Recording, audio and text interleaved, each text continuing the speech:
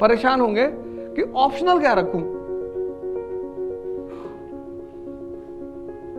कहने की कोई बात ही नहीं है। और जितने लोगों से पूछोगे, अब डिसीजन लेने का एक तरीका है। ये सारे ग्रेट लोग हैं, मैं इन पे चर्चा करूंगा अभी। मैं आज बड़ी सारी बातें बताऊंगा। मुझसे कोई पूछ रहा था कि आप अनअकैडमी क्यों आए? अरे भैया पैसा ज्यादा मिल रहा है।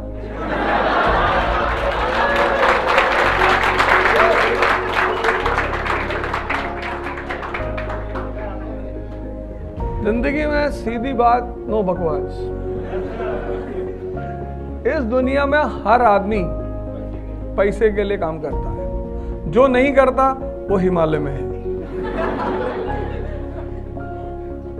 सिंपल। जिसको भी पैसा नहीं चाहिए वो दिल्ली में होगा ही नहीं। दिल्ली आ सकता है, मुंबई आ सकता है, रहेगा नहीं। मेट्रोस है ये, यहां सांस लेने का पैसा देना पड़ता है। मतलब इतना पोल्यूशन है कि तुम्हें अपने घर में अगर एयर प्यूरिफायर नहीं है ना तो तुम सरवाइव नहीं कर पाओगे। तो जिन जगहों पे सांस लेने का, अच्छी सांस लेने का पैसा देना पड़ता है, उन जगहों पे तुम ये कहोगे कि मैं पैसा कमाने नहीं आया हूं। एकदम आया हूं। तुम अपने जीवन को अपने हिसाब से जियो, अपनी यूटिलिटी बढ़ाओ। हम जितना ट्रॉल होते हैं उतना शायद ही कोई आदमी ट्रॉल होता हो।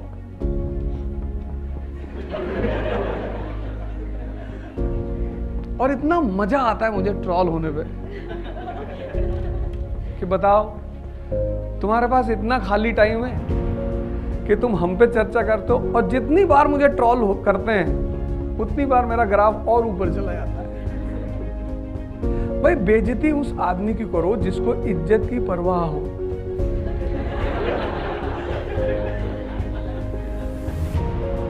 जीवन में गलत कॉन्सेप्ट्स कभी रखने ही नहीं है। तो ऐसा नहीं कि एक ऑब्जेक्टिव टर्म है, सब्जेक्टिव, ऐसा नहीं है। तुम किसी भी फील्ड में हो सकते हो। कुछ चीजें तो तुम डिस्कस कह ही नहीं सकते अपने मुंह से कि मैं इसलिए कर रहा हूं, मैं ऐसे कर रहा हूं, मैं दुनिया बदल दूंगा। तुम कुछ ना कर पाओगे। बस सिर्फ तुम एक ही काम कर सकते हो, खुद को बदल सकते हो। और जो काम तुम कर सकते हो बस वही करो, with clear concept of life. Life को उलझाओ बिल्कुल मत। अगर तुमने जिंदगी को उलझाया, जैसे मैं अभी कबीर की बात कर रहा था, कितना नहीं पढ़ा वो आदमी, नहीं गया स्कूल वो आदमी, लेकिन उसका लेवल ऑफ ऑब्जर्वेशन कितना हाई है। फिर मैंने कहा कि तुम डिसीजन लेते होगे ऑप्शनल का। अब डिसीजन की एक बहुत, डिसीजन जो चीज है दुनिया में, उसका एक बड़ा इंपॉर्टेंट पहलू ये है कि जब भी तुम डिसीजन लेने की कोशिश करते हो,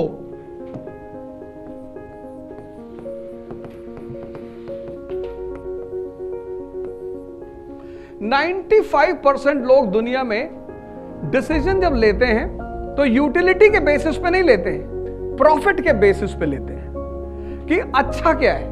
अब मान लो तुमने ज्योग्राफी और सोशियोलॉजी दो सब्जेक्ट का अच्छा सोच रहे हो, अच्छा पहला पर्सपेक्टिव तुमने लिया कि दोनों में अच्छा सब्जेक्ट कौन सा है, तुम कभी डिसीजन नहीं ले पाओगे, क्योंकि दोनों अपनी अपनी पर्सपेक्टिव पे दोनों में कुछ ना कुछ खासियत है। तो फिर डिसीजन लिया किस पे जाता है? यूटिलिटी पे, यूटिलिटी पे, रेलेवेंसी पे, चॉइस पे।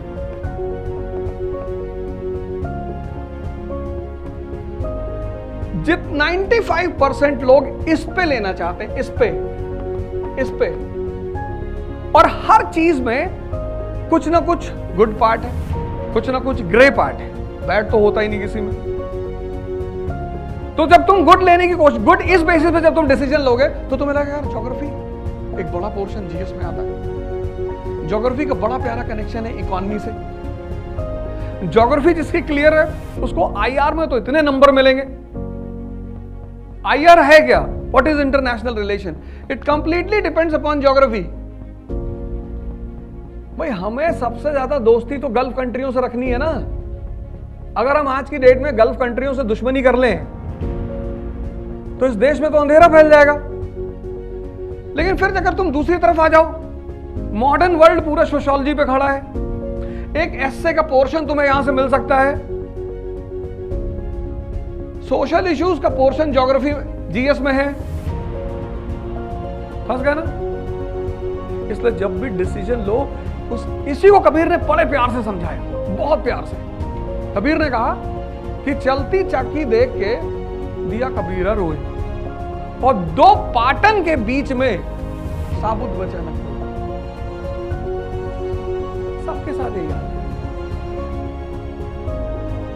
इस लेवल पे तुम जब भी डिसीजन लेने की कोशिश करोगे, तुम डिसीजन ले ही नहीं पाओगे,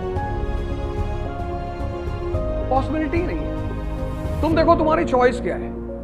तुम्हें सोशियोलॉजी अच्छा लगता है, बहुत अच्छी बात। अब तुम एक काम करो, दोनों सब्जेक्ट में तुम्हें इक्वल मेहनत करनी है। ऐसा नहीं कोई सब्जेक्ट तुम ले लोगे तो तुम्हें मेहनत नहीं करनी पड़ेगी, सब में चॉइस अगर है, जहां इंटरेस्ट पैदा हो जाता है, वहां पे क्या होता है, इंटरेस्ट एक एडिशनल फैक्टर है किसी सब्जेक्ट को चुनने में। जैसे अगर मुझे 5 किताबें रख दी जाए मेरे सामने, और एक पब्लिक एडमिनिस्ट्रेशन की, एक इकोनॉमी की, एक हिस्ट्री की, एक सोशियोलॉजी की, तो सबसे ज्यादा देर तक मैं जो पढ़ूंगा वो हिस्ट्री की किताब पढ़ूंगा। तो अगर मुझे पहले पिकअप करना होगा तो मैं कौन सी किताब पिकअप करूंगा? हिस्ट्री की। तो जहां तुम्हारा इंटरेस्ट है, बस वो एक एडिशनल फैक्टर तुमको ये दे देगा कि उस सब्जेक्ट को तुम ज्यादा पढ़ोगे। पहला पॉइंट हो गया, जो तुमसे रिलेटेड है, इसके अच्छेपन से रिलेटेड नहीं है, वो तुमसे रिलेटेड है। दूसरा पॉइंट क्या हुआ, अब अच्छा तो है, तुम्हें अच्छा लगता है, लेकिन उस सब्जेक्ट का जो लूप होल है कि इसको पढ़ना कैसे है, इसमें पढ़ना क्या है, इसमें क्वेश्चंस कहां से आते हैं, तो तुम इसमें एक अच्छा सा टीचर देख लो। तो पहला पॉइंट हो गया इंटरेस्ट, और दूसरा पॉइंट हो गया टीचर उस पर्टिकुलर सब्जेक्ट। ये क्या करेगा टीचर, ये तुम्हारे 50% जो मेहनत है,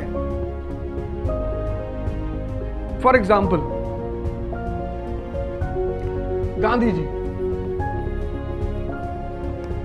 1920 to 1947, ये डायग्राम बना लेना।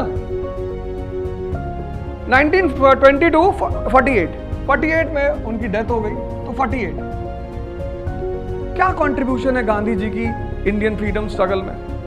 क्यों इतना बड़ा नाम दिया जाता है उन्हें?